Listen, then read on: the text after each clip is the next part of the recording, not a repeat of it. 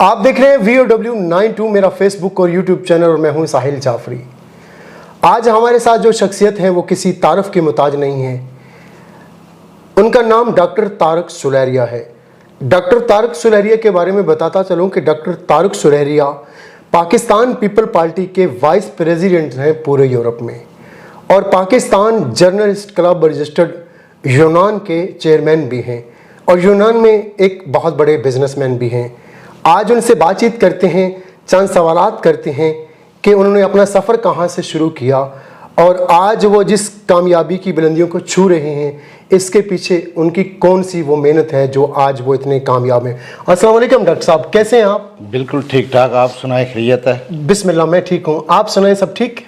बिल्कुल शुक्र अल्हम्दुलिल्लाह। सबसे पहले मैं आपका मशकूर हूँ, आप हमारे गरीब खाना में तशरीफ़ लाए, इस वजह से मैं आपको खुशामदीद भी कहता हूँ। बहुत शुक्रिया कि आपने अपने कीमती वक्त में से हमें वक्त दिया। डॉक्टर साहब, 4 से 5 सवाल हैं आपसे। सबसे पहला सवाल ये है कि आखिर आप ही क्यों यूरोप में vice president Pakistan people party के बने?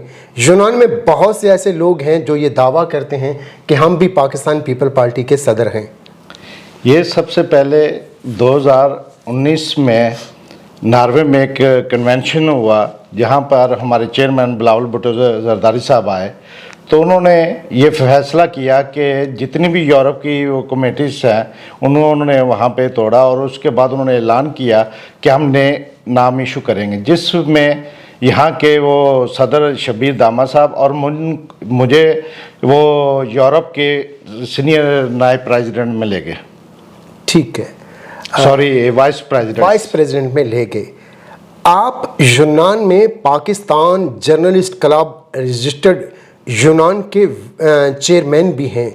आप पाकिस्तान जर्नलिस्ट क्लब को फ्यूचर में किस नज़रिए से देख रहे हैं? इंशाल्लाह आने वाले इजलास में आप देख लें कि वे पाकिस्तान जर्नलिस्ट क्लब ग्रीस का क्या फ्यूचर है। इंशाल्लाह हम बहुत जल्द वो इजलास हमारा आएगा, उसमें हम बताएंगे। डॉक्टर साहब, आपको कितना अरसा यूनान में हो गया है? मुझे तकरीबन यहाँ पे 25-26 ईयर्स हो चुके हैं। तो अल्हम्दुलिल्लाह बहुत मुल्कों में गए, यूके में भी मेरे सेटल है, लेकिन स्पेन, पेरिस, हर जगह में गए, लेकिन ग्रीस जैसा माहौल और ग्रीस जैसे लोग मुझे कहीं नहीं मिले। आज आप एक यूनान में बहुत कामयाब बिजनेसमैन के तौर पे भी जाने जाते हैं। इसके पीछे क्या वजह है कि आज इतने कामयाब हैं आप? मैं सिर्फ इतना ही कहूँगा इसके मुतालिक, ये सिर्फ और सिर्फ मेरी माँ और मेरे वालिदैन की दुआएं हैं और कुछ नहीं इसके अलावा मैं कहूँगा। ठीक है डॉक्टर साहब, यूनान में आप पाकिस्तान कम्युनिटी को किस नज़रिए से देखते हैं? देखिए जी, पाकिस्तान इस वक्त पाकिस्तान ग्रीस की कम्युनिटी जो है यहाँ पे बहुत हिस्सों में बिखर चुकी है।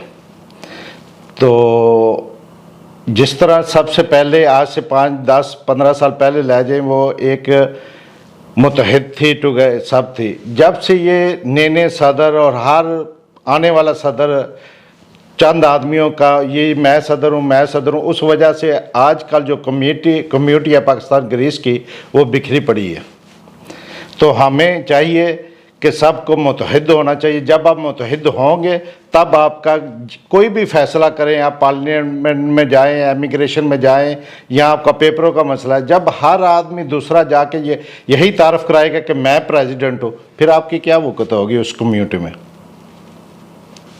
डॉक्टर साहब, आपकी बड़ी गहरी नज़र है पाकिस्तान कम्युनिटी के ऊपर। जो ख़ास करके यूनान में सबसे बड़ा एक मसला रहा है वो डेड बॉडीज़ का रहा है। आप इसके बारे में क्या रोशनी डालना चाहेंगे? अल्हम्दुलिल्लाह, जब से ये मैं 2-3 जो हमारे सफ़ीर पाकिस्तान रहे हैं यहाँ पे या है अभी भी, तो इन्होंने बहुत अच्छा काम किया और आज दिन तक हमें कम्युनिटी में किसी पाकिस्तानी का ये मसला नहीं आया कि पाकिस्तान एम्बेसी में हमारी बात नहीं सुनी जाती, हमें सिफारिश की ज़रूरत है। अल्हम्दुलिल्लाह देखते हैं कि जो भी आदमी वहाँ पे जाता है उनका काम होता है। और डेड बॉडी का ये इस हवाले से मैं कहना चाहता हूँ, जो आदमी यहाँ से 20-25 साल काम कर रहा है उसकी तो एम्बेसी जो है ना वो हेल्प नहीं करती। जो आदमी बेलौस है, बगैर कागज़ों के है, उनकी वो फ़ौरन डेड बॉडी भेजते हैं।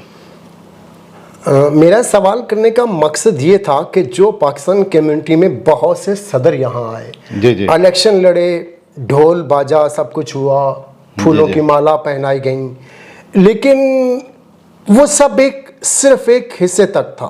जी जी, हमारे आज तक हमारी पाकिस्तान कम्युनिटी को आपकी नज़र में क्या लगता है कि ऐसा कोई सदर मिला है कि जो हमारे मसाइल यहाँ की गवर्नमेंट के साथ और यहाँ की जो लोकल कम्युनिटी है उसके साथ शेयर करे?